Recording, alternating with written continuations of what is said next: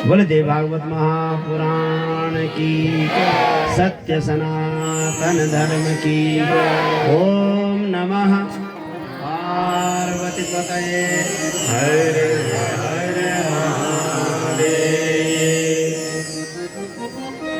आइए श्रीमद् देवी भागवत के सप्तम सोपान में आज भगवती के तीनों चरित्रों की कथा है। महिषासुर आदि राक्षसों के वर्णन की कथा है। उससे पूर्व जन्मेजय जी महाराज कथा सुन रहे हैं। देखो ये जो देवी भागवत है, इस देवी भागवत के जो वक्ता है वो स्वयं वेद व्यास जी है। श्रीमद् भागवत के वक्ता कौन है? सुखदेव जी। श्रीमद् भागवत के वक्ता कौन है? सुखदेव जी। और देवी भागवत के वक्ता कौन है? व्यास जी, जिन्होंने पुराणों की रचना की है। 18 पुराण जिन्होंने बनाए, वही पुराणज्ञ वेद व्यास जी स्वयं इसके वक्ता हैं। ये दो स्थानों पर कथा चल रही है। एक नैमिषारण्य में चल रही है। नैमिषारण्य में सूत जी महाराज वक्ता है और शौनकाद ऋषि श्रोता है। 88,000 शौनकाद ऋषि वहां पर श्रोता के भूमिका में है। और यहाँ पर जो है जन्मेजय जी महाराज अपने पिता के उद्धार के लिए, जब उतंक ऋषि ने कहा कि महाराज आपके शत्रु तक्षक नाग है, नागों की बलि करने लग गए, तो आस्तिक मुनि ने बचाया नागों को और नाग भगवानों की रक्षा करते हुए कहा कि किसी को मारने से, किसी के साथ द्वेष भाव करने से किसी का भला नहीं होता। अगर आप अपने पिता का उद्धार करना चाहते हो तो माँ जगदम्बा की शरण में जाओ, भगवती का देवी भागवत सुनो, देवी भागवत की कथा सुनो। इससे आपके वंश की वृद्धि भी होगी, आपके पितर लोग प्रसन्न भी होंगे और जो पितर आपके अधोगति में गए होंगे वह सब मोक्ष को प्राप्त हो जाएंगे। आपके पिता को भी सदगति मिल जाएगी, क्योंकि माँ जगदम्बा सबको धारण करने वाले हैं, सबको स्थान देने वाली है। शास्त्र कहते हैं कि महाराज जन्मेजय जी प्रश्न कर रहे हैं कि महाराज हमने सुना है कि मनु महाराज जब सृष्टि बढ़ा रहे थे, सृष्टि बढ़ाते हुए उनके वंश में महान महान राजा हुए जिन्होंने भगवती की भक्ति की। तो जब मनु महाराज की स्मृति दिलाई तो पंचम स्कंद में बड़ा दिव्य वर्णन है, राजवंशियों का वर्णन जिन्होंने भगवती का भजन किया। बोला मनु महाराज के शत्रुपा नाम से, हमने आपको एक दिन सृष्टि कर्म बताया था जो कथा में होंगे, कि जब सृष्टि कर रहे थे ब्रह्मा जी, तो ब्रह्मा जी ने पहले मानस से सृष्टि की। ध्यान से सुनिएगा, यनातनान देखें, मेरी तरफ देखो, तब आपको कथा समझ में आए। मैं भूमिका बना रहा हूँ कथा की आपके सामने। ब्रह्मा जी सृष्टि जब रच रहे थे तो सबसे पहले सात्विक की सृष्टि रची, मन से सृष्टि रची। तो मन से ब्रह्म कुमारों की सृष्टि हुई। ब्रह्म कुमार कहाँ चले गए? ज्ञान मार्ग में चले गए। फिर 10 ऋषियों की सृष्टि की। उन 10 ऋषियों के द्वारा धीरे धीरे सृष्टि बढ़ाने लगे, लेकिन फिर भी वह सृष्टि जो है उनके अनुकूल नहीं थी। रुद्र सृष्टि हुई, भगवान रुद्र ने सृष्टि की, तो उस रुद्र सृष्टि में भी विपरीत जीवों की उत्पत्ति होने लग गई। उसके बाद भगवान ब्रह्मदेव ने अपने शरीर से दाहिने तरफ से मनु महाराज की उत्पत्ति की, वाम तरफ से शत्रुपा माता की उत्पत्ति की। और शत्रुपा से सबसे पहले 3 कन्याएं हुई है, देवहूति, आकुति और प्रसूति। 3 कन्याएं हुई हैं। मनु महाराज सृष्टि की जो आदि कन्याएं हैं, 3 कन्याएं हैं। कौन कौन है? माता आकुति, माता देवहूति, माता प्रसूति। आकुति माता का जो विवाह हुआ रुचि नाम के प्रजापति से हुआ, और रुचि प्रजापति के यहाँ यज्ञ नारायण ने जन्म लिया। और यज्ञ की पत्नी दक्षिणा हुई, और उस दक्षिणा नाम की पत्नी से अनेक 10 पुत्र हुए, जिनका नाम है तोष, संतोष, प्रसोद। ये जो हमारे जीवन में जो है सुख, शांति, आनंद के प्रतीक है, ये जो है धर्म के पुत्र है। धर्म के 10 लक्षण बताए हैं देवी भागवत में। धृति, क्षमा, दमोस्तेयम, शोच, मिद्रिय, निग्रह, धीर, विद्या, सत्यम, क्रोध, दशकम धर्म लक्षणम। धृति धारण करने वाला है धर्म। क्षमा, धृति क्षमा, क्षमा होना चाहिए। जो धर्मात्मा है, धर्म मार्ग में चलने वाला है, उसके अंदर क्षमा गुण होना चाहिए। दूसरा, पहले धारण करने की क्षमता, सबको अपने में, सब समाज को लेकर के चलने वाला, परिवार को लेकर चलने वाला, वही व्यक्ति धर्मात्मा हो सकता है जो सबको लेकर चल सकता है। अकेला चलने वाला व्यक्ति ज्ञानी हो सकता है, लेकिन धर्म करना है तो सबको लेकर धृति, क्षमा, दम। दम का मतलब होता है इंद्रियों पर बस, इंद्रियों को बस में रखना। ये नहीं कि सो रहे हैं तो 9 बजे 10 बजे तक सो ही रहे हैं, कहीं अच्छा खाना मिला तो खाते हो, अब खाओ 2-3 दिन तक परेशान हो जाओ, फिर डॉक्टर के पास जाओ कि महाराज खाना ही नहीं पच रहा है। ऐसा नहीं, क्या होना चाहिए? दम होना चाहिए अपने अंदर। थोड़ा सा जो है धृति, क्षमा, दमस्तेयम, स्तेय, शौचमेंद्रिय निग्रहम। संसार से पवित्रता का भाव आपके मन में होना चाहिए। धृति, क्षमा, दमोस्तेयम, शौचमेंद्रिय निग्रहम, धीर, विद्या, सत्य, अक्रोध। क्रोध भी जो है धर्म का लक्षण नहीं है।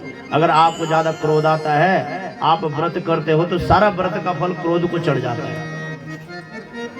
व्रत करने वाले को, धर्म करने वाले को क्रोध भी नहीं। अक्रोध दशकम धर्म लक्षणम। तो वहां पर यज्ञ नारायण से, उनकी यज्ञ नारायण की धर्म पत्नी का नाम क्या है? यज्ञ की पत्नी का नाम क्या है? ब्राह्मण लोग कहते हैं कि यज्ञ की पत्नी का नाम दक्षिणा है, और बिना दक्षिणा का यज्ञ, भाई सारा खेल तो नगद नारायण का ही है, सब जगह खेल उसी का है। तो दक्षिणा के ही कारण सारा कार्य होता है। बोला ये उनसे जो अनेक हुए। तो ये हुई पहले जो आकुति नाम की जो पुत्री है मनु महाराज के, उसके यज्ञ नारायण और पुत्र वधु हुई दक्षिणा, और जिसके कारण 10 पुत्र हुए, संतोष आदि। बोला दूसरी जो पुत्री है उसका नाम क्या है? भागवत में आपने बार बार सुना है, उसका नाम है माता देवहूति। देवहूति माता का जो विवाह है वो कर्दम ऋषि से होता है। कर्दम ऋषि बड़े धर्मनिष्ठ थे और जंगल में रहते थे। एक दिन मनु महाराज ने ब्रह्मदेव से पूछा कि प्रभु ये जो मेरी दूसरे नंबर की पुत्री है, इसका विवाह नहीं हो रहा, मैं किससे करूं? बोल जाओ जंगल में, कर्दम जी तप कर रहे हैं और वहां जाकर के अपनी पुत्री का विवाह करो। तो सृष्टि कर्म था, ब्रह्मा जी की पिता के कार्य में सहयोग कर रहे थे।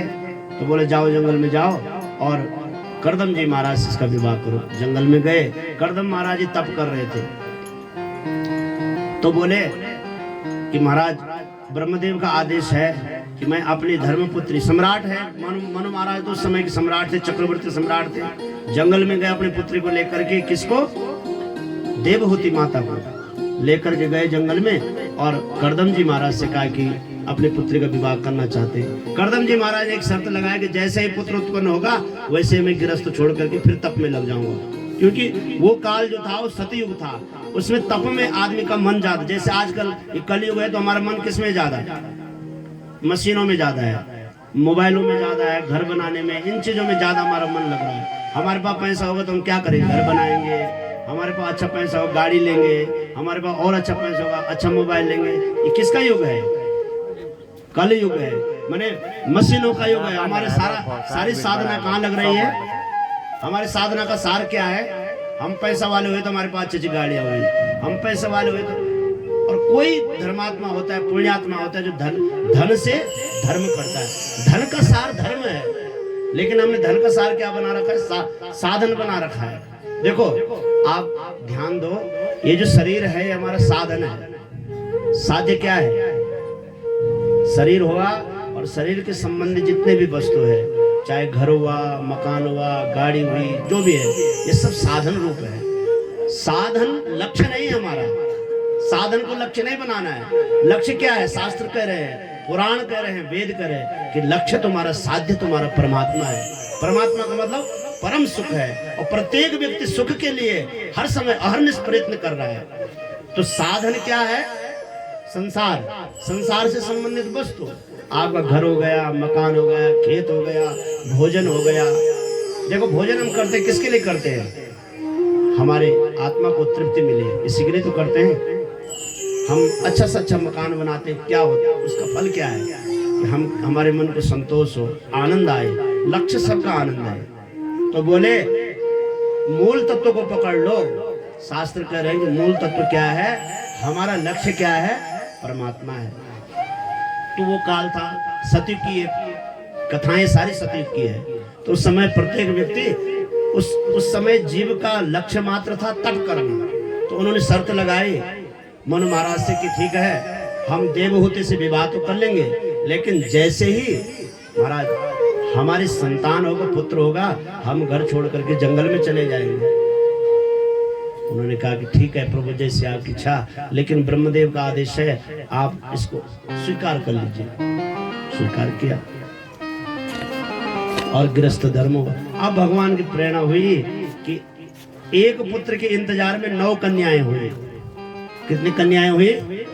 हम एक ही में घबरा जाते, 1-2 हो गए तो बोलते गुरुजी समस्या। और वो 9 कन्याएं, उन 9 कन्याओं के विषय में वर्णन है कि वही इस सृष्टि की आधार शक्ति बनी। अनुसुईया माता, अरुंधति माता और जितने भी ख्याति माता, ये सब उन्हीं की पुत्रियां हैं। अनुसुईया के विषय में तो कथा आएगी अभी, क्योंकि तो बहुत विस्तार से अनुसुईया की कथा, जिसने ब्रह्मा जी को, विष्णु जी को और रुद्र भगवान को, तीनों को बालक बना दिया, बच्चा बना दिया। ऐसी ऐसी धर्मनिष्ठ पतिव्रता, ऐसी वह माताएं इस संसार में। और आज जो है कर्दम जी को जाना जाता है सृष्टि में, तो उन्हीं कन्याओं के नाम से। एक पुत्र हुए हैं अंतिम में, जिनका नाम है कपिल भगवान। बोले कपिल भगवान की।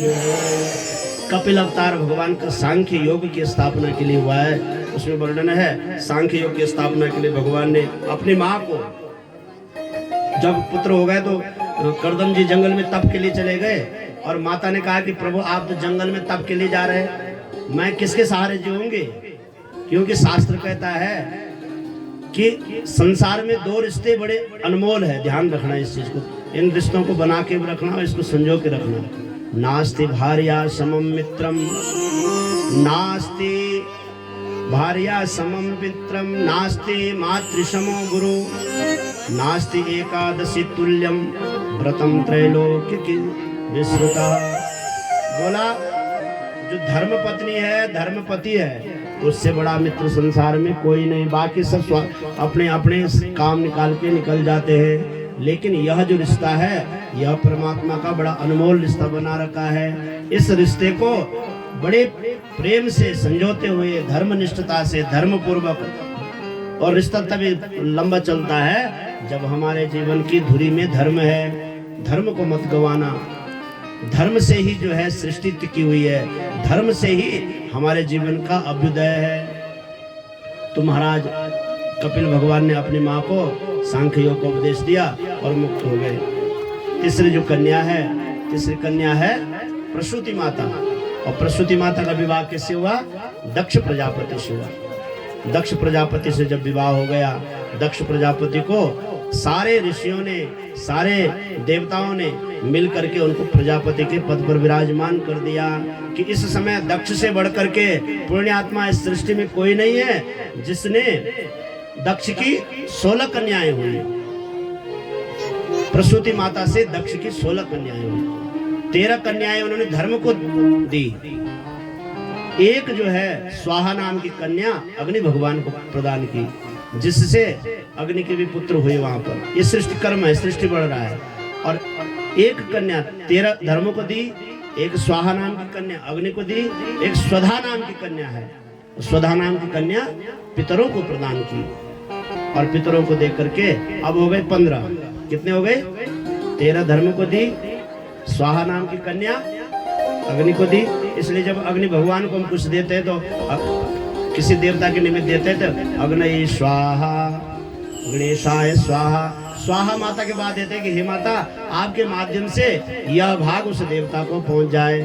क्या हाल तुम भैरव फुट देने बैठना, मेरी बात न देखना। अब बरखन तुम भीतर भेजिए। एक बार नागराज भगवान के ताले बजाओ, ये व्यवस्था उन्हीं की है भाई। केवल भैरव फुट दे बल खड़ो है जन को राम देना ना चरण, राम ने देखना। कथा तो बैठ के सुनी जाती है। अब देखो कितना आनंद आ रहा है, ऐसा लग रहा है कि हाँ। और अगाह गाओ पछावा बिजने लगे।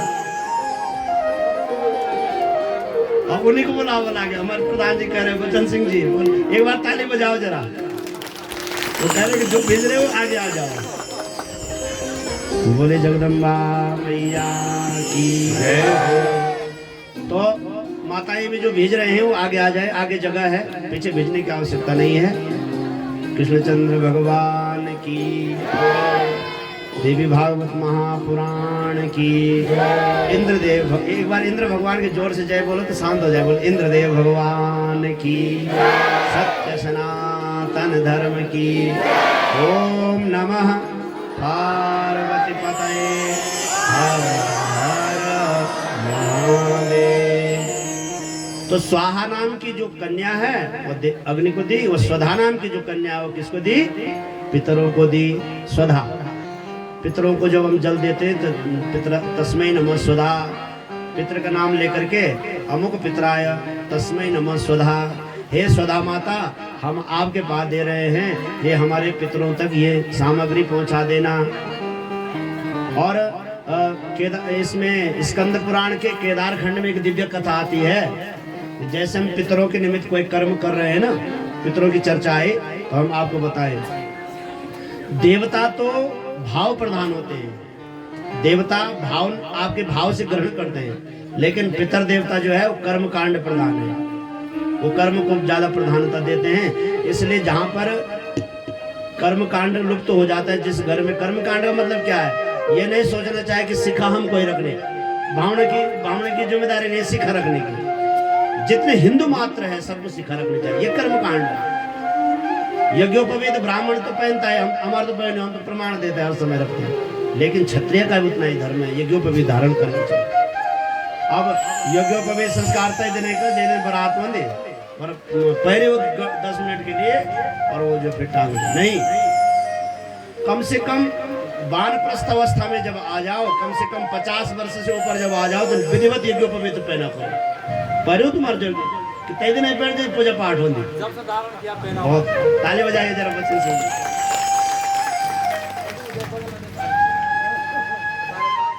और हमारे नरसिंह भगवान के जो पुजारी है उन्होंने पहना कि नहीं? बताओ। धर्म कहा शरणम गता, धर्म किसकी शरण जाएगा जब क्षत्रिय धर्म त्याग देगा? भाई धर्म की रक्षा के लिए तो क्षत्रिय आगे है। अब यह यहाँ बैठे हम 50 वर्ष से ऊपर जाते बैठे हाथ खड़ा करा था, जो 50 से ऊपर उम्र हुई खड़ा था हाथ खड़ा। अरे डरियान नहीं, कुछ नहीं बोला, हाथ खड़ा कर रहा।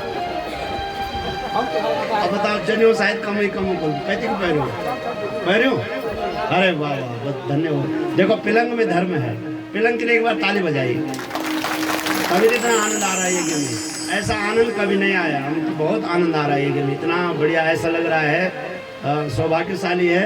मैं तो कह रहा था देखो तो कथाएं विस्तार में चले जाते हैं, लेकिन आप अनुभव करो। एक भजन है, एक पंक्ति गाऊंगा, ज्यादा मैं भजन में नहीं ले जाऊंगा आपको, क्योंकि भजन में ज्यादा टाइम नहीं जाएगा।